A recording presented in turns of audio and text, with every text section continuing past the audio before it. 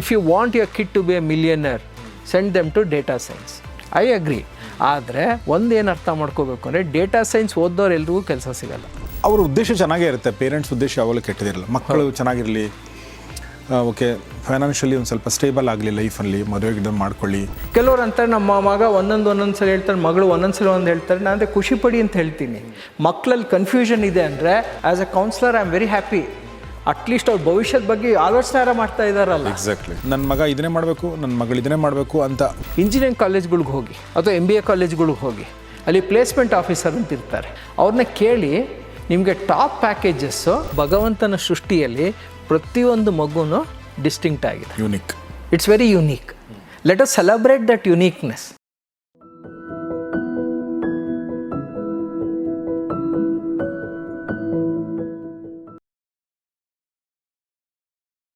So ಈಗ next ಬರುವಂಥದ್ದು scope ಅನ್ನೋದ್ರ ಬಗ್ಗೆ ನಾವು ಮಾತಾಡ್ತಿರ್ತೀವಿ ಯಾವಾಗಲೂ. ಓಕೆ, ಸೊ ಪೇರೆಂಟ್ಸು ಯಾಕೆ ಒಂದು ಹುಡುಗನ ಅಥವಾ ಹುಡುಗಿನ ಹಾಕ್ತಾರೆ ಅಂದರೆ ಇದರಲ್ಲಿ ಸ್ಕೋಪ್ ಇದೆ ಅಂಥೇಳಿ.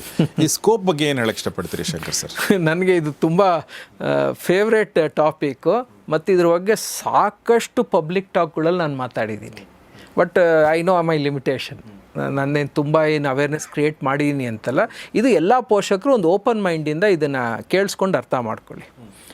ಈಗ ನನಗೆ ಬರೋರು ಏನು ಹೇಳ್ತಾರೆ, ಸೈನ್ಸ್ಗೆ ಯಾಕೆ ಹಾಕ್ತೀವಿ ಅಂದರೆ ಬಿಕಾಸ್ ಸ್ಟೆಮ್ ಕರಿಯರನ್ನು ನಾವೇನು ಹೇಳ್ತೀವಲ್ಲ, ಸೈನ್ಸ್, ಟೆಕ್ನಾಲಜಿ, ಇಂಜಿನಿಯರಿಂಗ್, ಮ್ಯಾಥಮೆಟಿಕ್ಸ್, ಇದರಲ್ಲಿ ಡೊಮೈನ್ ಅಲ್ಲಿ ನಿಮಗೆ ಸಕ್ಸಸ್ ಚಾನ್ಸಸ್ ಜಾಸ್ತಿ ಇದೆ, ಸ್ಕೋಪ್ ಇದೆ ಅಂತ.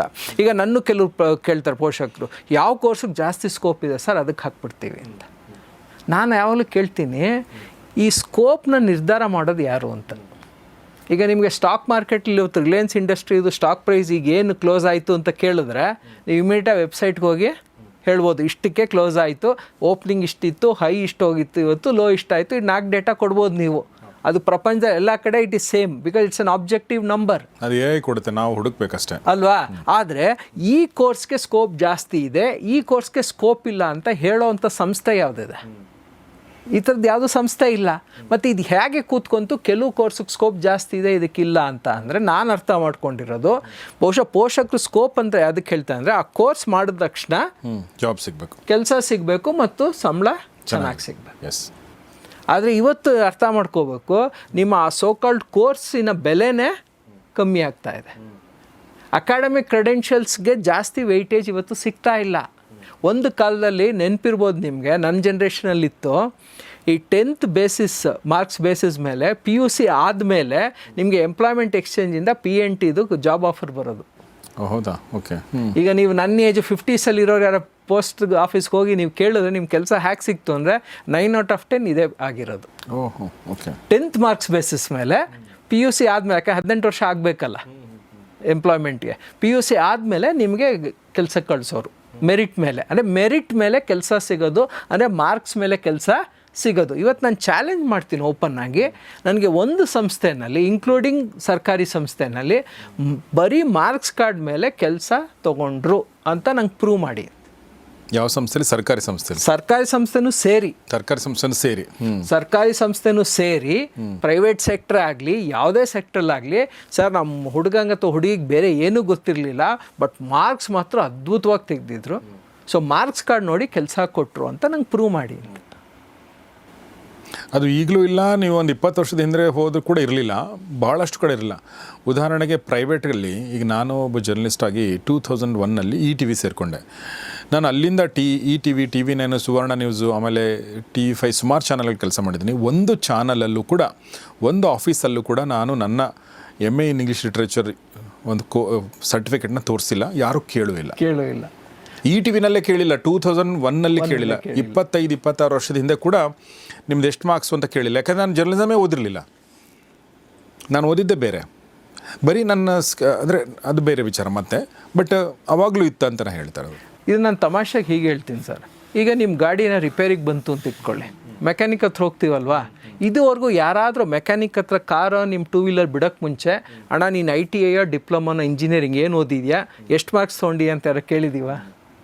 ನಮಗೇನು ಬೇಕು, ಅವನಿಗೆ ಕೆಲಸ ಗೊತ್ತಿದ್ದರೆ ಸಾಕು, ಕೆಲಸ ಮಾಡಿಕೊಡು, ನಿನ್ನ ಚಾರ್ಜ್ ತಗೋ.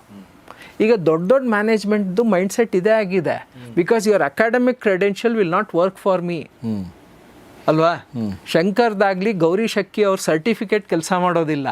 ಕೆಲಸ ಮಾಡಬೇಕಾದ್ರೆ ಗೌರಿ ಶಕ್ಕಿನೇ ಶಂಕರೇ ಕೆಲಸ ಮಾಡಬೇಕು. Exactly. So they are more invested and interested in you as a person.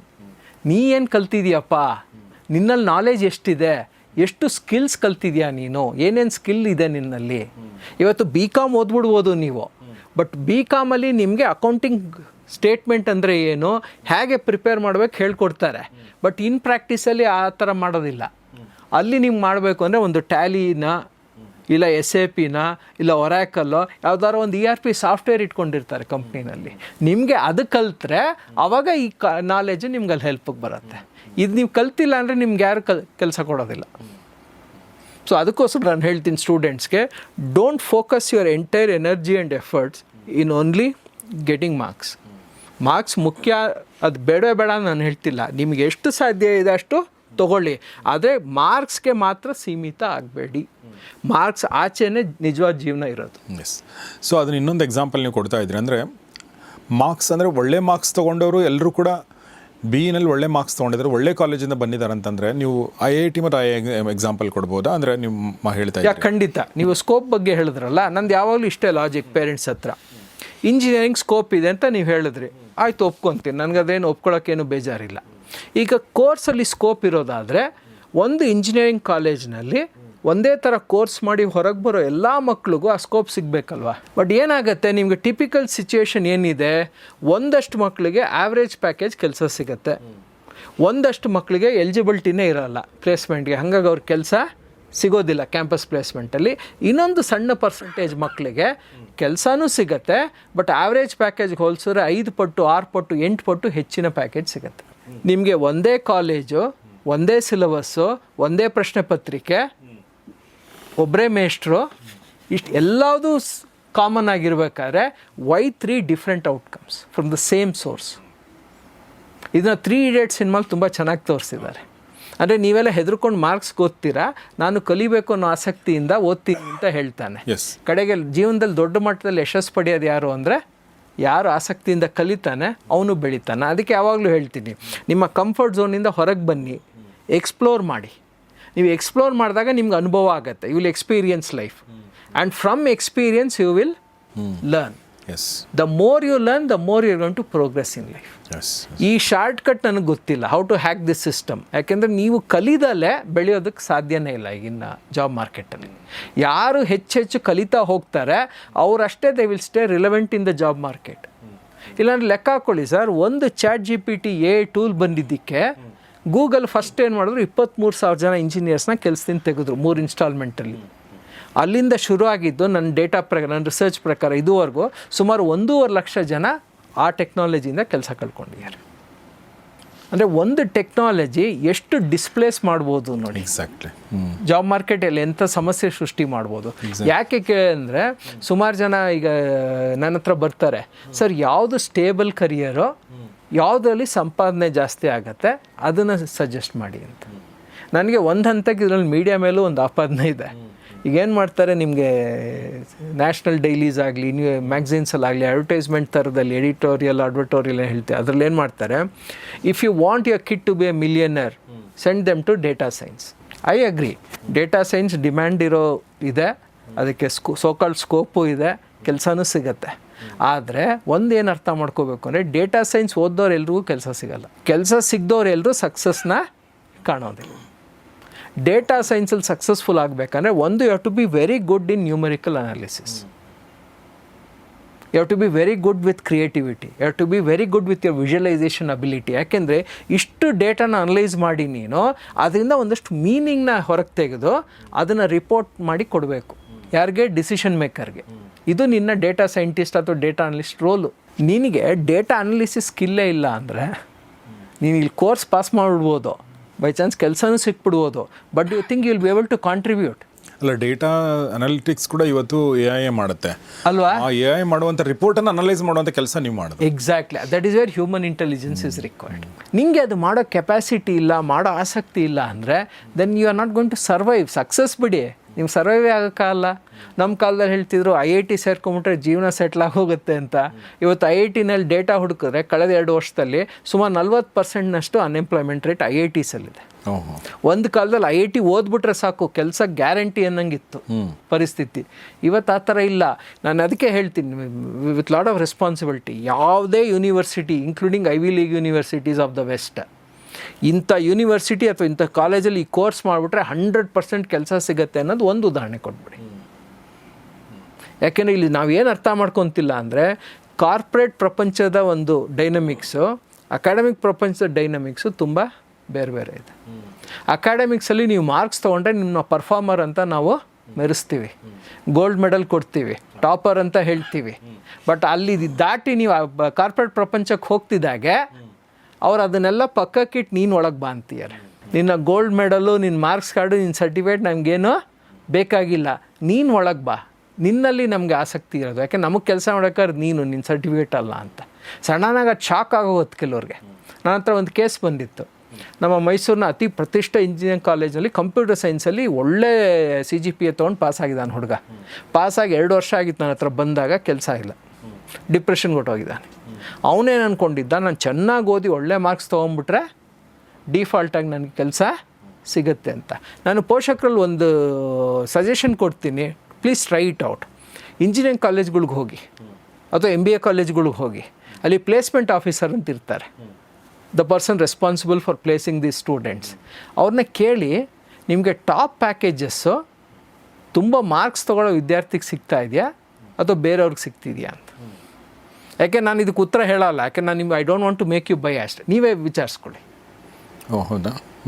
ನೀವು ಇಂಜಿನಿಯರಿಂಗ್ ಕಾಲೇಜ್ ಆಗಲಿ, MBA ಕಾಲೇಜ್ ಅಥವಾ ಬೇರೆ ಪ್ಲೇಸ್ಮೆಂಟ್ ಹ್ಯಾಪನ್ಸ್, ಅಲ್ಲಿ ಹೋಗಿ ಪ್ಲೇಸ್ಮೆಂಟ್ ಆಫೀಸರ್ ಕೇಳಿ. ಜನರಲಿ ಟಾಪ್ ಪ್ಯಾಕೇಜಸ್ಸು ಅಕಾಡೆಮಿಕ್ ಪರ್ಫಾರ್ಮೆನ್ಸ್ಗೂ ಇಸ್ ದೇರ್ ಎ ಕೋರಿಲೇಷನ್. ಯಾಕೆ ನನ್ನ ರಿಸರ್ಚ್ ಪ್ರಕಾರ ಇಲ್ಲ. ಟಾಪ್ ಪ್ಯಾಕೇಜಸ್ ತೊಗೊತಿರಲ್ಲ, ಅಕಾಡೆಮಿಕಲಿ ಮೀಡಿಯಾಕರ್, ಆರ್ಡಿನರಿ ಪರ್ಫಾರ್ಮೆನ್ಸ್ ಮಾಡ್ತಿರೋದು ತೊಗೊತಿರೋದು.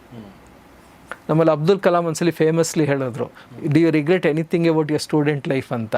ಹೌದು, ನಾನು ತುಂಬ ಸೀರಿಯಸ್ ಸ್ಟೂಡೆಂಟ್ ಆಗಿದ್ದೆ, ಕ್ಲಾಸ್ ಬಂಕ್ ಮಾಡ್ತಿರ್ಲಿಲ್ಲ, ಬೇರೆಯವ್ರ ಜೊತೆ ಹೋಗಿ ಸಿನಿಮಾ ನೋಡ್ತಾ ಇರಲಿಲ್ಲ, ಲಾಸ್ಟ್ ಬೆಂಚಲ್ಲಿ ಕೂತ್ಕೊಂಡು ಹರಟೆ ಹೊಡಿತಿರ್ಲಿಲ್ಲ, ಇದೆಲ್ಲ ನಂಗೆ ಬೇಜಾರಿದೆ ಅಂತ ಹೇಳಿದ್ರು. ಅಂದರೆ ಅವ್ರು ತಮಾಷೆಯಾಗಿ ಹೇಳಿದ್ರು. ಬಟ್ ಅವ್ರು ಇನ್ನೊಂದು ರೀತಿಲಿ ಹೇಳ ಅಂದರೆ, ಲಾಸ್ಟ್ ಬೆಂಚಲ್ಲಿ ಇರೋದು ದೇ ಬಿಕಮ್ ಲೀಡರ್ಸ್ ಅಂತ. Because they are more connected to life. ಇದನ್ನು ನಾನು ಪೋಷಕರಿಗೆ ಹೇಳ್ತೀನಿ, ನೀವೆಲ್ಲ ಮಾಡ್ತಿದ್ದೀರ ಮಕ್ಕಳಿಗೆ, ಆದರೆ ಜೀವನದ ವಾಸ್ತವಕ್ಕೆ ನಿಮ್ಮ ಮಕ್ಕಳನ್ನ ಕನೆಕ್ಟ್ ಮಾಡ್ತಾ ಇಲ್ಲ ಅಂತ. ಸೊ ಈಗ ನಾನು ಸ್ಟೂಡೆಂಟ್ಸ್ ಬಗ್ಗೆ ಮಾತಾಡ್ತಾ ಇದ್ದೆ, ಕರಿಯರ್ ಬಗ್ಗೆ ಮಾತಾಡ್ತಾ ಇದ್ದೆ. ಈ ಸ್ಟೂಡೆಂಟ್ಸು, ಕರಿಯರು, ಈ ಒಂದು ಇಕೋಸಿಸ್ಟಮಲ್ಲಿ ತುಂಬ ಮುಖ್ಯ ಪಾತ್ರ ವಹಿಸೋರು ಯಾರು ಅಂದರೆ ಪೇರೆಂಟ್ಸು. ಸೊ ಪೇರೆಂಟ್ಸ್ ಕೂಡ ತಮ್ಮದೇ ಆದ ಅನುಭವ, ಜೀವನ ಅನುಭವ ಮತ್ತು ತಮ್ಮದೇ ಆದ ಕಹಿ ಅನುಭವ, ಸಿಹಿ ಅನುಭವ ಮತ್ತು ತಮ್ಮದೇ ಆದ ಒಂದು ಲೋಕದೃಷ್ಟಿ ಇರುತ್ತೆ. ಜಗತ್ತಂದ್ರೆ ಹಿಂಗೆ ಅಂಥೇಳಿ. ಸೊ ಹೀಗಾಗಿ ಅದನ್ನು ಅವರು ಮಕ್ಕಳ ಮೇಲೆ ಹೇರಕ್ಕೆ ಶುರು ಮಾಡ್ತಾರೆ. ನೋಡಿ, ಇದನ್ನು ಮಾಡು, ಇದು ಚೆನ್ನಾಗಿರುತ್ತೆ, ಇದನ್ನು ಮಾಡು, ಇದು ಬೇಡ, ಇದು ಮಾಡು, ಈ ಥರದ್ದು ಮಾಡ್ತಾರೆ. ಅವ್ರ ಉದ್ದೇಶ ಚೆನ್ನಾಗೇ ಇರುತ್ತೆ. ಪೇರೆಂಟ್ಸ್ ಉದ್ದೇಶ ಯಾವಾಗಲೂ ಕೆಟ್ಟದಿರಲ್ಲ. ಮಕ್ಕಳು ಚೆನ್ನಾಗಿರಲಿ, ಓಕೆ, ಫೈನಾನ್ಷಿಯಲಿ ಒಂದು ಸ್ವಲ್ಪ ಸ್ಟೇಬಲ್ ಆಗಲಿ ಲೈಫಲ್ಲಿ, ಮದುವೆಗಿಡ ಮಾಡ್ಕೊಳ್ಳಿ, ಈ ಥರದ ಉದ್ದೇಶ ಇರುತ್ತೆ. ಆದರೆ ಅವ್ರಿಗೆ ವಾಸ್ತವ ಎಷ್ಟು ಗೊತ್ತಿರುತ್ತೆ ಅನ್ನೋದ್ರ ಬಗ್ಗೆ ನಮ್ಗೆ ಗೊತ್ತಿಲ್ಲ. ಆಮೇಲೆ ಅವ್ರಿಗೆ ಒಂದಷ್ಟು ತಮ್ಮ ಅನುಭವದ ಆಧಾರದ ಮೇಲೆ ಒಂದಷ್ಟು ಜಜ್ಮೆಂಟ್ ಮಾಡ್ಕೊಂಡಿರ್ತಾರಲ್ಲ, ಆ ಜಜ್ಮೆಂಟ್ಗಳು ಎಷ್ಟು ಮಟ್ಟಿಗೆ ಸರಿ ಅನ್ನೋದು ಕೂಡ ಅವ್ರಿಗೂ ಗೊತ್ತಿರಲ್ಲ ಮತ್ತು ಸ್ಟೂಡೆಂಟ್ಸ್ಗೂ ಗೊತ್ತಿರಲ್ಲ. ಜಗತ್ತು ಹೇಗೆ ಬದಲಾಗಿದೆ ಅನ್ನೋದು ಭಾಳಷ್ಟು ಸಲ ಗೊತ್ತಿರಲ್ಲ. ಈಗ ಉದಾಹರಣೆಗೆ, ಇವತ್ತು ಕೂಡ ನಾನೊಬ್ಬ ಸಿಂಗರ್ ಆಗ್ತೀನಿ, ಅಥವಾ ಒಬ್ಬ ಆ್ಯಕ್ಟರ್ ಆಗ್ತೀನಿ, ಒಬ್ಬ ನಿರ್ದೇಶಕ ಆಗ್ತೀನಿ, ಅಥವಾ ನಂತರ ಒಬ್ಬ ಯೂಟ್ಯೂಬರ್ ಆಗ್ತೀನಿ ಅಂತಂದರೆ ಎಷ್ಟು ಜನ ಒಪ್ಕೊಳ್ತಾರೆ ಗೊತ್ತಿಲ್ಲ. ಸೊ ಈ ಒಂದು ಮೈಂಡ್ ಸೆಟ್ ಇದೆಯಲ್ಲ ಪೇರೆಂಟ್ಸ್ದು, ಅಂದರೆ 20-25 ವರ್ಷದ ಹಿಂದೆ ಆ ಪೇರೆಂಟ್ಸು ಆ ಥರ ಮೈಂಡ್ ಸೆಟ್ ಅವ್ರು ಇರೋದಕ್ಕೆ ಒಂದು ಕಾರಣ ಇತ್ತು. ಬಿಕಾಸ್ ಎಕ್ಸ್ಪೋಜರ್ ತುಂಬ ಕಡಿಮೆ ಇತ್ತು.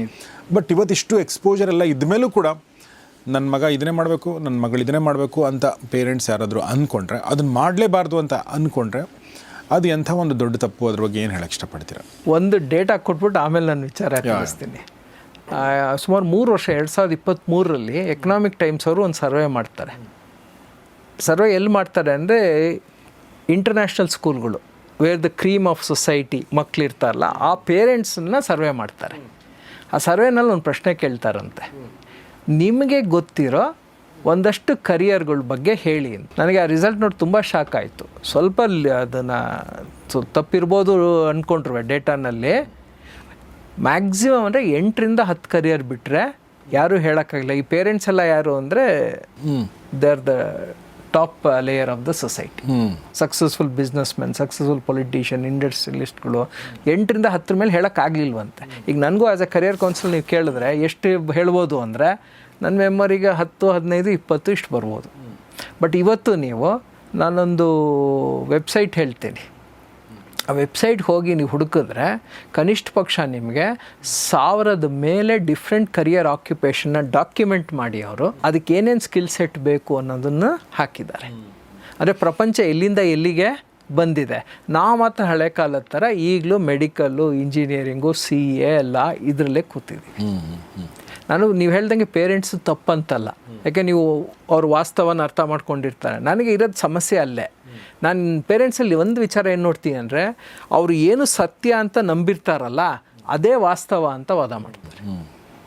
ಅವ್ರು ಏನು ಮಾಡ್ತಾರೆ, ಅವ್ರಿಗೆ ಏನು ನೋಡಬೇಕು ಅಂತಿರೋದು ಸಮಾಜದಲ್ಲಿ ಅದನ್ನೇ ನೋಡೋದು. ಅವರು ಇಂಜಿನಿಯರಿಂಗ್ ಮಾಡಿ ಲಕ್ಷಾಂತರ ರೂಪಾಯಿ ಪ್ಯಾಕೇಜ್ ತೊಗೊಂಡವ್ರ ಬಗ್ಗೆ ಮಾತಾಡ್ತಾರೆ, ಮೆಡಿಕಲ್ ಮಾಡಿ ಲಕ್ಷಾಂತರ ರೂಪಾಯಿ ಗಳಿಸೋರ ಬಗ್ಗೆ ಮಾತಾಡ್ತಾರೆ, CA ಮಾಡಿ ಸಕ್ಸಸ್ಫುಲ್ ಆದವ್ರ ಬಗ್ಗೆ ಮಾತಾಡ್ತಾರೆ.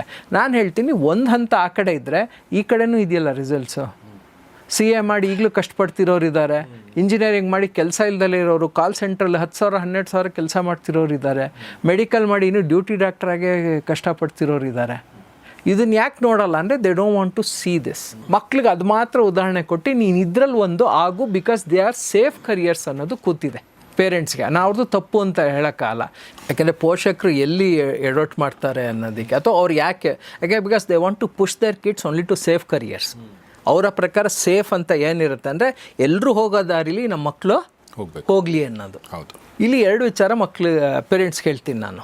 ಒಂದು, ನಿಮಗೆ ಸೈನ್ಸ್ ಏನು ಹೇಳುತ್ತೆ, ನಿಮ್ಮ ಮಗುವಿನ ಡಿಸೈನು ಬೇರೆ ಯಾವ ಮಗು ಹತ್ರನೂ ಇಲ್ಲ. ಫಿಂಗರ್ ಪ್ರಿಂಟ್ ಉದಾಹರಣೆ, ಅವ್ರು ಅವಳಿ ಜವಳಿ ಆದರೂ ಸಹ ಒಬ್ಬನಿಗಿರೋ ಫಿಂಗರ್ ಪ್ರಿಂಟ್ ಇನ್ನೊಬ್ಬನಲ್ಲಿ ಇರಲ್ಲ. ಅಂದರೆ ಭಗವಂತನ ಸೃಷ್ಟಿಯಲ್ಲಿ ಪ್ರತಿಯೊಂದು ಮಗುನೂ ಡಿಸ್ಟಿಂಕ್ಟ್ ಆಗಿದೆ, unique. It's very unique. Let us celebrate that uniqueness. ಅವನಿಗೇನು ಆಸಕ್ತಿ ಇದೆ, ಅವನ ಕ್ಷಮತೆ ಯಾವುದ್ರಲ್ಲಿ ಜಾಸ್ತಿ ಇದೆ, ಇದನ್ನು ಅರ್ಥ ಮಾಡ್ಕೋಬೇಕು. ಒಂದು ಅಸೆಸ್ಮೆಂಟ್ ಆದಮೇಲೆ ಒಂದು ಹುಡುಗಂದ್ರಲ್ಲಿ ಏನು ಬಂತು, he is very strong in terms of his physical abilities. ಅವನಿಗೆ ಆಸಕ್ತಿನೂ ಸ್ಪೋರ್ಟ್ಸಲ್ಲಿತ್ತು, ಕ್ರಿಕೆಟ್ನ ಆಡ್ತಾ ಇದ್ದ ಅವನು ಪ್ರೊಫೆಷ್ನಲ್ ಆಗಿ. ನನ್ನ ಹತ್ರ ಬಂದ 9ನೇ ಕ್ಲಾಸು 10ನೇ ಕ್ಲಾಸು ಆ ಮಗು. ನಾನಂದೆ ಇವ್ನಿಗೆ ಇದ್ರಲ್ಲಿ ತುಂಬ ಆಸಕ್ತಿನೂ ಇದೆ, ಅವನ ಅಬಿಲಿಟಿನೂ ಮ್ಯಾಚ್ ಆಗ್ತಾ ಇದೆ, I think you should encourage him in cricket ಅಂದೆ. ಅವ್ರ ತಂದೆ ಏನಂದರು, ಮಾಡ್ಬೋದಾಗಿತ್ತು ಸರ್, ಆದರೆ ನೀವು ಅವನು ಕ್ರಿಕೆಟ್ ಆಡಿದ್ರೆ ಸಚಿನ್ ತೆಂಡೂಲ್ಕರ್ ಆಗ್ತಾನೆ ಅಂತ ಗ್ಯಾರಂಟಿ ಕೊಡ್ತೀರಾ ಅಂತ. ನಂಗೆ ತಕ್ಷಣವೇ ಏನು ಹೇಳುವಾಗ ಗೊತ್ತಾಗಲಿಲ್ಲ. ಬಟ್ ಒಂದು ವಿಚಾರ ಹೊಳಿತು, ಕೊಡ್ಬೋದಾಗಿತ್ತು, ಬಟ್ ಓಕೆ ಬಿಟ್ಬಿಡೋಣ. ಅದು ನಿಮ್ಮ ಪ್ರಕಾರ ಅವನು ಏನು ಮಾಡಿದ್ರೆ ಜೀವನದಲ್ಲಿ ಬೆಳೀತಾನೆ, ಯಶಸ್ಸು ಗಳಿಸ್ತಾನೆ ಅಂದೆ. ಇಲ್ಲ ಸರ್, ಇಂಜಿನಿಯರಿಂಗ್ ತುಂಬ ಸ್ಕೋಪ್ ಇದೆ, ನಾನು ಅವನ್ನ ಇಂಜಿನಿಯರಿಂಗ್ ಹಾಕ್ತೀನಿ ಅಂತ. ನಾನು ತಂದೆನ ಕೇಳಿದೆ, ನೀವು ಅವನ್ನ ಇಂಜಿನಿಯರಿಂಗ್ ಹಾಕಿದ್ರೆ ಅವನು ಸರ್ ಎಂ ವಿಶ್ವೇಶ್ವರಯ್ಯ ಆಗ್ತಾನೆ ಅನ್ನೋ ಗ್ಯಾರಂಟಿ ನಿಮಗಿದೆಯಾ? ಅದು ಹೇಗೆ ಹೇಳೋಕ್ಕಾಗತ್ತೆ? ಬಟ್ ನಾನು ಹೇಳೋದು, let us assume career is A game. ಜೀವನದ ಒಂದು ಭಾಗ, ಅದೊಂದು ಆಟ ಅಂತ ತಿಳ್ಕೊಳ್ಳೋಣ. ಯಾವುದೇ ಆಟಗಾರ ಯಾವುದೇ ಆಟದಲ್ಲಿ ಗೆಲ್ಲಬೇಕು ಅಂದರೆ they need to strategize according to the strengths and interest ಅಲ್ವಾ? ಹೌದು ತಾನೆ? ಈಗ ನೀವೇನು ಮಾಡ್ತಿದ್ದೀರಾ, ಇಲ್ಲ ಅದಕ್ಕೆ ಇನ್ನೇನೋ ಸ್ಕೋಪ್ ಇದೆ, ಇನ್ನೇನೋ ಅದು ಕೆಲಸ ಸಿಗತ್ತೆ ಅಂತ ಯಾರ್ದೋ ಕಡೆ ಕೈ ತೋರಿಸ್ಬಿಟ್ಟು ನೀವು ಪೋಷಕರು ಏನು ಮಾಡ್ತೀರಾ, ನೀನು ಅದನ್ನೇ ಮಾಡು ಅಂತೀರ. ಅಥವಾ ಮನೆಯಲ್ಲಿ ಯಾರೋ ಡಾಕ್ಟ್ರ್ ಆದರು, ನಮ್ಮ ಮನೆಯಲ್ಲಿ ಯಾರೂ ಡಾಕ್ಟ್ರ್ ಇಲ್ಲ, ನೀನಾರ ಡಾಕ್ಟ್ರ್ ಆಗು ಅನ್ನೋದು. ಇಲ್ಲ ಇನ್ಯಾರೋ ಇಂಜಿನಿಯರಿಂಗ್ ಮಾಡಿ ದೊಡ್ಡ ಪ್ಯಾಕೇಜ್ ತೊಗೊಂಡು ತೋರಿಸಿ ನೀನು ಇಂಜಿನಿಯರಿಂಗ್ ಮಾಡು ಅನ್ನೋದು, ಯಾಕೆಂದರೆ ಅದಕ್ಕೆ ಸ್ಕೋಪ್ ಇದೆ ಅಂತ. ಈ ಥರ ಕೆಲವು ಎಡವಟ್ಟುಗಳನ್ನ ಪೋಷಕರು ಮಾಡ್ತಿದ್ದಾರೆ. ಎರಡನೇದು ಏನು ಮಾಡ್ತಾರೆ, ನನ್ನನ್ನು ಕೇಳ್ತಾರೆ ಯಾವುದಕ್ಕೆ ಬೆಸ್ಟ್ ಸ್ಕೋಪ್ ಯಾವುದ್ರಲ್ಲಿದೆ ಅಂತ, what is the best career or best academic course ಅಂತ. ನಾನು ಅವ್ರಿಗೆ ಡೈರೆಕ್ಟ್ ಆನ್ಸರ್ ಇದುವರೆಗೆ ಯಾವತ್ತೂ ಕೊಟ್ಟಿಲ್ಲ. ವಾಪಸ್ ಅವ್ನ ಪ್ರಶ್ನೆ ಕೇಳ್ತೀನಿ, ನಿಮ್ಮ ಪ್ರಕಾರ what is the best food in the world ಅಂತ ಯೋಚನೆ ಮಾಡ್ತಾರೆ. ಅವನೇನೋ ಒಂದು ಹೇಳ್ತಾರೆ, ನಾನು 10 ಜನ ಕೇಳಿದ್ರೆ 10 ಥರ ಹೇಳ್ತಾರೆ. ಹಾಗಾದ್ರೆ ಬೆಸ್ಟ್ ಫುಡ್ ಅಂತ ಡಿಸೈಡ್ ಮಾಡೋರು ಯಾರು? ದೇವೇಗೌಡ್ರನ್ನ ಕೇಳಿದ್ರೆ ಮುದ್ದೆ ಬಸ್ಸಾರು ಅಂತ ಹೇಳ್ತಾರೆ. For him that is the best food. ಇನ್ಯಾರು ಈಗಿನ ಕಾಲದ ಮಗು ಕೇಳಿದ್ರೆ ನನಗೆ ಬರ್ಗರ್ ಇಷ್ಟ, ಪಿಜ್ಜಾ ಇಷ್ಟ, ಅಥವಾ ಇನ್ನೇನೋ ಇಷ್ಟ ಅನ್ಬೋದು. ಅವ್ರಿಗೆ ಅದಿಷ್ಟ, ಇವ್ರಿಗೆ ಇದಿಷ್ಟ. ಅದೇ ಥರ ಬೆಸ್ಟ್ ಕೋರ್ಸ್, ಬೆಸ್ಟ್ ಕರಿಯರ್ ಅಂತ ಪ್ರಪಂಚದಲ್ಲಿ ಯಾವುದೂ ಇಲ್ಲ. ಈ ಪ್ರಶ್ನೆನ ಹ್ಯಾಕೆ ಕೇಳ್ಬೇಕಂದ್ರೆ, what is the best suited course for my kid? ಅಂದರೆ ಆ ಕೋರ್ಸ್ ಮಾಡಿದ್ಮೇಲೆ ಅದು ಅವನ ಲಾಂಗ್ ಟರ್ಮ್ ಕರಿಯರ್ ಆಸ್ಪಿರೇಷನ್ ದಿಕ್ಕಿನಲ್ಲಿ ಅವನನ್ನು ಕರ್ಕೊಂಡು ಹೋಗಬೇಕು. ಈಗ ಉದಾಹರಣೆ ಯಾರೋ ಒಬ್ಬನಿಗೆ ಲೀಗಲ್ ಸರ್ವಿಸ್ ಅಥವಾ ಲಾನಲ್ಲಿ ಇಂಟ್ರೆಸ್ಟ್ ಇದೆ ಅಂದ್ಕೊಳ್ಳೋಣ. ಲಾನ್ ಏನು ಮಾಡ್ತೀಯಪ್ಪ, ಇಲ್ಲ ನಾನು ಕಾರ್ಪೊರೇಟ್ ಲಾಯರ್ ಆಗಬೇಕು. ನೀನು ಕಾರ್ಪೊರೇಟ್ ಲಾಯರ್ ಆಗಬೇಕು ಅಂದರೆ ನೀನು PUCನಲ್ಲಿ ಕಾಮರ್ಸ್ ಓದಬೇಕು. ಇಲ್ಲ ಸರ್ ನಾನು ಕ್ರಿಮಿನಲ್ ಲಾಯರ್ ಆಗ್ತೀನಿ. ಕ್ರಿಮಿನಲ್ ಲಾಯರ್ ಆದವನಿಗೆ ಸಮಾಜ ಹೇಗೆ ವರ್ಕ್ ಮಾಡುತ್ತೆ, ಸೋಷಿಯಾಲಜಿ ಮತ್ತು ಸೈಕಾಲಜಿ ಬಗ್ಗೆ ಅವೇರ್ನೆಸ್ ಇರಬೇಕು. ನೀನು ಕ್ರಿಮಿನಲ್ ಲಾಯರ್ ಆಗಿದ್ರೆ ಈ ಸಬ್ಜೆಕ್ಟ್ ಇರೋ ಕೋರ್ಸ್ ಓದು. ನಾನು ಏನು ಆಗಬೇಕು ಅನ್ನೋದ್ರ ಮೇಲೆ ಕೋರ್ಸ್ನ ಆಯ್ಕೆ ಮಾಡಬೇಕು ಹೊರತು ಯಾವ ಕೋರ್ಸಿಗೆ ಸ್ಕೋಪ್ ಇದೆ ಅಂತ ನೋಡೋದೇ ನನ್ನ ಪ್ರಕಾರ it's a very flawed approach. Yes, ಎಡವಟ್ ಮಾಡ್ಕೊತೀರ ಅಂತ. ಹಾಗಾಗಿ ಎಡವಟ್ ಮಾಡ್ಕೊತಾ ಇರೋದು. ಯಾರನ್ನೋ ನೋಡಿ ಸ್ಕೋಪ್ ಇದೆ, ಇವ್ರನ್ನ ನೋಡಿ ಸ್ಕೋಪ್ ಇದೆ, ಅದು ತಪ್ಪು. ನಿಮ್ಮ ಮಗುಗೆ ಯಾವುದು ಹೊಂದತ್ತೆ ಅಷ್ಟು ಅವ್ರಿಗೆ ಸ್ಪೇಸು ಫ್ರೀಡಮ್ ಕೊಡಬೇಕಲ್ವ. ಕರೆಕ್ಟ್. ಕೆಲವ್ರು ಅಂತಾರೆ ನಮ್ಮ ಮಗ ಒಂದೊಂದು ಸಲ ಹೇಳ್ತಾರೆ, ಮಗಳು ಒಂದೊಂದು ಸಲ ಒಂದು ಹೇಳ್ತಾರೆ. ನಾನು ಅಂದರೆ ಖುಷಿ ಪಡಿ ಅಂತ ಹೇಳ್ತೀನಿ. ಮಕ್ಕಳಲ್ಲಿ ಕನ್ಫ್ಯೂಷನ್ ಇದೆ ಅಂದರೆ as a counsellor I am very happy. At least ಅವ್ರ ಭವಿಷ್ಯದ ಬಗ್ಗೆ ಆಲೋಚನೆ ಮಾಡ್ತಾ ಇದ್ದಾರಲ್ಲ. ಎಕ್ಸಾಕ್ಟ್ಲಿ. ನನಗೆ ಬರೋ 10ರಲ್ಲಿ 5ರಿಂದ 6 ಮಕ್ಕಳನ್ನ ನೀನು ಏನು ಆಗಬೇಕು ಅಂತಿದೆಯಾ ಅಂತ ಕೇಳಕ್ಕೆ ನಂಗೆ 20-25 ನಿಮಿಷ ಅಲ್ಲೇ ಹೊಟ್ಟೋಗುತ್ತೆ. ಅವಕ್ಕೆ ಗೊತ್ತಿಲ್ಲ, ಯೋಚನೆ ಕೂಡ ಮಾಡಿಲ್ಲ. ಅಪ್ಪನ ಕಡೆ ನೋಡ್ತಾ ಇಲ್ಲ, ಅಮ್ಮನ ಕಡೆ ನೋಡ್ತಾರೆ. ನಮಗೆ ನಾನು ಚಿಕ್ಕವನಿದ್ದಾಗ ಒಂದೊಂದು ಹಂತಕ್ಕೆ ಒಂದೊಂದು ಇರ್ತಿತ್ತು. ಹೈಸ್ಕೂಲು, ಪ್ರೈಮರಿ ಸ್ಕೂಲಲ್ಲಿ ಒಂದು, ಹೈಸ್ಕೂಲಿಗೆ ಒಂದು, PUC ಬರೋ ತಕ್ಷಣ ಒಂದು. ಸೊ ಆ ಥರ ಚೇಂಜ್ ಆಗ್ತಿತ್ತು, ಅಂದರೆ according to circumstances. Exactly. Okay, ಯಾರೋ ಫ್ರೆಂಡ್ಸ್ ಏನೋ ಮಾಡ್ತಾಯಿದ್ದಾರೆ, ಇನ್ನೊಂದು ಏನೋ ಡೆವಲಪ್ಮೆಂಟ್ ಆಗೋದು ಜಗತ್ತಲ್ಲಿ ಏನೇನೋ ಇರ್ತವೆ. ಇನ್ಸ್ಪೆಕ್ಟರ್ ಆಗಬೇಕಂತ ಇತ್ತು ಒಂದಷ್ಟು ದಿನ, DC ಆಗಬೇಕಂತ ಒಂದಷ್ಟು ದಿನ ಇತ್ತು. ಹೀಗೆ it's very normal, it's very natural ಅಲ್ವಾ? ಅದು ಇರಬೇಕು ನಾನು ಹೇಳೋದು. ಅಂದರೆ ನೀವು ಯೋಚನೆ ಮಾಡ್ತಿದ್ಯಾ ಅಂತ. ಏನೂ ಇಲ್ಲ ಅಂದರೆ ಯು ಆರ್ ಇಂಡಿಫರೆಂಟ್ ಅಂತ. ಖಾಲಿ ನೀನು ಏನಾದರೂ ಓಕೆ. ಇಲ್ಲಿ ಏನಾಗತ್ತೆ, ಒಂದು ಅಪ್ಪ ಅಮ್ಮ ಅರ್ಥ ಮಾಡ್ಕೋಬೇಕು, my decision my responsibility, your decision your responsibility and you are deciding on my behalf. ನನ್ನ ಪರವಾಗಿ ನೀನು ಹೇಳಿದ್ರೆ ನನಗೆ ಇಂಜಿನಿಯರಿಂಗ್ ಡ್ರಾಪ್ಔಟ್ಸ್ ಬರ್ತಾರೆ ಅನ್ನಲ್ಲ. ಇದುವರೆಗೂ ಸರ್ ಎಲ್ಲರೂ ಹೇಳೋದು ಒಂದೇ, ನನಗೆ ಹೋಗಬೇಕು ಅಂತ ಇರಲಿಲ್ಲ, ನಾನೇ ಇಂಜಿನಿಯರಿಂಗೇ ಮಾಡಬೇಕು ಅಂತ ಹೇಳಿಲ್ಲ. ಅಪ್ಪ ಅಮ್ಮ ಕಳಿಸಿದ್ರು. ನಂಗೆ ಈಗಿದ್ದು ಬೇಡ. ಇಲ್ಲಿ ಏನು ಓಡ್ತಾ ಇದೆ ಅವನಿಗೆ, ನಿನ್ನ ನಿರ್ಧಾರ, ನಿನ್ನ ಜವಾಬ್ದಾರಿ, ನಾನು ಇನ್ವಾಲ್ವ್ ಆಗಿಲ್ಲ, ನನಗೆ ಬೇಕಾಗಿರಲಿಲ್ಲ ಇದು ಅಂತ ಸ್ಪಷ್ಟವಾಗಿ ಹೇಳ್ಬಿಡ್ತಾರೆ. ನಾನು ಅದಕ್ಕೆ ಹೇಳ್ತೀನಿ ಅಪ್ಪ ಅಮ್ಮಂಗೆ, ನಿಮ್ಮ ಮಕ್ಕಳು ಪಲ್ಲಕ್ಕಿನ ಎಷ್ಟೊತ್ತು ಹೊತ್ಕೊಂಡು ಹೋಗ್ತೀರಾ? ಒಂದು ಹಂತದಲ್ಲಿ ಬಿಡಿ, ಅವರೇ ನಿರ್ಧಾರ ಮಾಡಲಿ. ಬಟ್ ಹಿಂದಿನ ಕಾಲದ ಥರ ನಿರ್ಧಾರ ಮಾಡೋದಕ್ಕೆ ಒಂದು ಪ್ಯಾರಾಮೀಟ್ರ್ ಇಲ್ಲ, ಏನು ಮಾಡೋಕ್ಕೆ ಗೊತ್ತಿಲ್ಲ ಅಂತಿಲ್ಲ. ಯಾರೋ ನಂತರ ಕೌನ್ಸಿಲರ್ ಹತ್ರ ಹೋಗಿ ಒಂದು ಅಸೆಸ್ಮೆಂಟ್ ಮಾಡಿಸಿ ಅವರ ಆಸಕ್ತಿ ಎಲ್ಲಿದೆ, ಅವರ ಸ್ಟ್ರೆಂತ್ ಎಲ್ಲಿದೆ, ಅವ್ರಿಗೆ ಯಾವ ಕರಿಯರ್ ಸೂಕ್ತ ಎಕ್ಸ್ಪ್ಲೋರ್ ಮಾಡಿ. ನಾನು ಅದಕ್ಕೆ ಹೇಳ್ತೀನಿ, ನೀವು 10ನೇ ಕ್ಲಾಸ್ವರೆಗೂ, PUCವರೆಗೂ ಅಥವಾ ಡಿಗ್ರಿಗೆ ಬರೋವರೆಗೂ ಕಾಯಬೇಡಿ ಅಂತ. 9th standard is a very right time. Okay, ಮಕ್ಕಳು 9ನೇ ಕ್ಲಾಸಿಗೆ ಬರ್ತಾರಲ್ಲ, ಯಾಕೆಂದರೆ ಆವಾಗ ನಿಮಗೆ ಎಕ್ಸ್ಪ್ಲೋರ್ ಮಾಡೋಕ್ಕೆ ಜಾಸ್ತಿ ಟೈಮ್ ಇರುತ್ತೆ. ನನ್ನ ಬುಕ್ಕಲ್ಲೂ ನಾನು ಅದನ್ನು ಬರೆದಿದ್ದೀನಿ. ನಾನು ಮಕ್ಕಳಿಗೆ 9th ಅಥವಾ 10th ಬರೋ ಅಷ್ಟೊತ್ತಿಗೆ if not the exact career destination, at least the direction should be clear. Yes yes. ಅವರ ಜೀವನದ ನಾರ್ತ್ ಸ್ಟಾರ್ ರೆಡಿ ಆಗಿಬಿಡ್ಬೇಕು. ನಾರ್ತ್ ಪೋಲ್ ಆಮೇಲೆ ಬರೋಣ. North star will give me the direction in which I need to look. Yes. ಉದಾಹರಣೆಗೆ ನನಗೆ medical science ಇಷ್ಟ, ನನಗೆ life science ಇಷ್ಟ, ರಿಸರ್ಚ್ ಓರಿಯೆಂಟೇಷನ್ ಇದೆ, ನಂಗೆ ಲೈಫ್ ಸೈನ್ಸಲ್ಲಿ ಇಷ್ಟ. ನನಗೆ ಮ್ಯಾಥಮೆಟಿಕ್ಸ್ ತುಂಬ ಇಷ್ಟ, ಹಾಗಾಗಿ ನಾನು ನಂಬರ್ಸಲ್ಲೇ ನಾನು ಕರಿಯರ್ ಮಾಡ್ಕೊತೀನಿ. ನನಗೆ ಇದು ಚೆನ್ನಾಗಿದೆ, ವರ್ಬಲ್ ಅಬಿಲಿಟಿ ಚೆನ್ನಾಗಿದೆ, I am a good debater, I love to exploit this advantage, I want to be a lawyer. ಇಷ್ಟಾರ ನಿಮಗೆ ಕ್ಲಾರಿಟಿ ಇದ್ದರೆ ಆಮೇಲೆ ಲಾನಲ್ಲಿ ನೀನು ಏನಾಗಬೇಕು ಅಂತಿದೆಯಾ, ಮೆಡಿಕಲ್ ಸೈನ್ಸಲ್ಲಿ ಏನಾಗಬೇಕು ಅಂತಿದೆಯಾ, ಟೆಕ್ನಾಲಜಿಲಿ ಏನಾಗಬೇಕು ಅಂತಿದೆಯಾ, ಅದು ನಿನಗೆ 11th and 12th ಅಷ್ಟೊತ್ತಿಗೆ ಕ್ಲಾರಿಟಿ ಬರುತ್ತೆ. ಅಟ್ಲೀಸ್ಟ್ 9ನೇ ಕ್ಲಾಸಲ್ಲಿ ಒಂದು ನಿರ್ಧಾರಕ್ಕೆ ಬರಬೇಕು. ನೀವು ಹೇಳ್ತಾ ಇರೋದು ಏನಂದರೆ, ನಾನು ಅದನ್ನು ಅಂದರೆ ಫೀಲ್ಡನ್ನು ಚೂಸ್ ಮಾಡ್ಕೊಳ್ಳಿ. ಫೀಲ್ಡಲ್ಲಿ ಏನಾಗಬೇಕು ಅನ್ನೋದು ಆಮೇಲೆ ಡಿಸೈಡ್ ಆಗುತ್ತೆ. ಎಕ್ಸಾಕ್ಟ್ಲಿ. ನೋಡಿ, ನಾವು ಸಿನಿಮಾ ಕ್ಷೇತ್ರದಲ್ಲಿ ನೋಡಿದರೆ ತುಂಬ ಜನ ಸಿನಿಮಾ ಏನು ಬರ್ತಾರೆ ಸಿನಿಮಾದಲ್ಲಿ. For example Mukesh, he wanted to become an actor, he become a singer. Subhash guy wanted to become a hero and he become a director. So ಆ ಥರ ಸುಮಾರು ಕೇಸ್ಗಳು ನಮಗೆ ಇರ್ತವೆ. ಅಂದರೆ ನೀವು ಬಟ್ ಫೀಲ್ಡ್ ಅದೇ, ಅವ್ರು ಸಿನಿಮಾ ಬಿಟ್ಟು ಹೋಗಲಿಲ್ಲ ಎಲ್ಲೂ ಕೂಡ. ಸಿನಿಮಾದಲ್ಲೇ ಅವ್ರಿಗೆ ಇದು ಅಂದ್ಕೊಂಡ್ರು ಅದು ಸಿಕ್ತು, ಅದು ಅಂದ್ಕೊಂಡ್ರು ಇದು ಸಿಕ್ತು. ಬಟ್ ಇಟ್ಸ್ ಓಕೆ, ಅವ್ರಿಗೆ ಎಲ್ಲದರಲ್ಲೂ ಆಸಕ್ತಿ ಇರುತ್ತೆ. ಹಂಗೆ ನೋಡಿದರೆ ಒಬ್ಬ ಸಿನಿಮಾದಲ್ಲಿ ಆಸಕ್ತಿ ಅಂದರೆ ನಿಮಗೆ 90% ಎಲ್ಲದರಲ್ಲೂ ಆಸಕ್ತಿ ಇರುತ್ತೆ. ಓಕೆ, ಲೈಟಿಂಗಲ್ಲಿ ಆಸಕ್ತಿ ಇಲ್ಲದೆ ಇರ್ಬೋದು, ನಿರ್ದೇಶನ, ಕಥೆ, ಚಿತ್ರಕಥೆ, ಆ್ಯಕ್ಟಿಂಗು ಎಲ್ಲ ರಿಲೇಟೆಡ್ ಫೀಲ್ಡ್ಗಳೇ. ಟೆಕ್ನಾಲಜಿ ಅಂದರೆ ಅದರಲ್ಲಿ ಎಲ್ಲ ರಿಲೇಟೆಡ್ ಫೀಲ್ಡ್ಗಳೇ ಇರ್ತವೆ. ಸೊ ಹೀಗಾಗಿ ನೀವು ಫೀಲ್ಡನ್ನು ಆಯ್ಕೆ ಮಾಡ್ಕೊಳ್ಳಿ. ಫೀಲ್ಡಲ್ಲಿ ಏನಾಗಬೇಕು ಅನ್ನೋದನ್ನು ಫೀಲ್ಡು ಕೆಲವೊಂದ್ಸಲ ಆಯ್ಕೆ ಮಾಡುತ್ತೆ, ಫೀಲ್ಡ್ ಕೆಲವೊಂದ್ಸಲ ಡಿಸೈಡ್ ಮಾಡುತ್ತೆ, ಕೆಲವೊಂದ್ಸಲ ನಿಮಗೆ ಬಿಡುತ್ತೆ ನೀನೇ ಏನಾಗಬೇಕು ಅಂದ್ಕೊಂಡಿದ್ದೀನಿ. ಹೌದು. ಹೌದು. ಈಗ ಅಡ್ವಾಂಟೇಜ್ ಏನು ಅಂದರೆ ಈಗಿನ ಜನ್ರೇಷನ್ಗೆ ನಿಮಗೆ PUC ಆದಮೇಲೆ ಅಂದರೆ 18 ವರ್ಷ ಆದಮೇಲೆ ಸುಮಾರು ಆನ್ಲೈನ್ ನಿಮಗೆ ಇಂಟರ್ನ್ಶಿಪ್ ಅಸೈನ್ಮೆಂಟ್ಸ್ಗಳು ಸಿಗುತ್ತೆ. ಓಕೆ. ಅಂದರೆ ಆ ಡೊಮೈನಲ್ಲಿ ನೀವು ವರ್ಕ್ ಮಾಡ್ಬೋದು. Okay. Before you finally decide what should be my job role, ನನ್ನ ಜಾಬ್ ಪ್ರೊಫೈಲ್ ಏನಾಗಬೇಕು ನೀವು ನಿರ್ಧಾರ ಮಾಡೋಕ್ಕೆ ಮುಂಚೆ ನೀವು ಅದ್ರದ್ದು ಅನುಭವ ಪಡ್ಕೋಬೋದು. ಆ ಥರ ಸುಮಾರು ಸಂಸ್ಥೆಗಳು ಇದೆ ಈಗ ನಿಮಗೆ ಆ ಡೊಮೈನಿನ ಒಬ್ಬ ಎಕ್ಸ್ಪರ್ಟ್ನ ನಿಮಗೆ ಮೆಂಟರಾಗಿ ಕೊಡ್ತಾರೆ. ಅಂದರೆ ನೀವು ಅವ್ರ ಹತ್ರ ಮಾತಾಡ್ತೀರಾ, ನೀವು ಅನುಮಾನಗಳು ಕೇಳ್ತೀರಾ, ನಿಮ್ಮ ಪ್ರಶ್ನೆಗಳಿಗೆ ಉತ್ತರ ಪಡ್ಕೊತೀರಾ.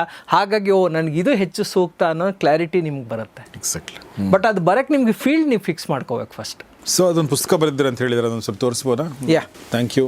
ಸೊ ಶಂಕರ್ ಬೆಳ್ಳೂರು ಅವರ ಪುಸ್ತಕ ಇದು, at the crossroads, how to make the right choice for a successful career ಅಂತ ಬರೆದಿದ್ದಾರೆ. ಸುಮಾರು 200 ಪುಟಗಳ 178 ಪುಟಗಳ ಪುಸ್ತಕ. ಭಾಳ ಒಳ್ಳೆ ಪುಸ್ತಕ ಅಂತ ನನಗನ್ಸುತ್ತೆ. ನೋಡಿ, ಇದರಲ್ಲಿ ಏನೇನಿದೆ ಅಂತ ಹೇಳ್ತೀನಿ ನಾನು ನಿಮಗೆ. How to choose the right school, ಅಲ್ಲಿಂದ ಶುರು ಆಗುತ್ತೆ.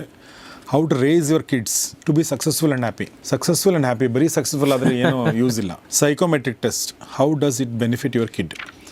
Y is goal setting imperative for kids.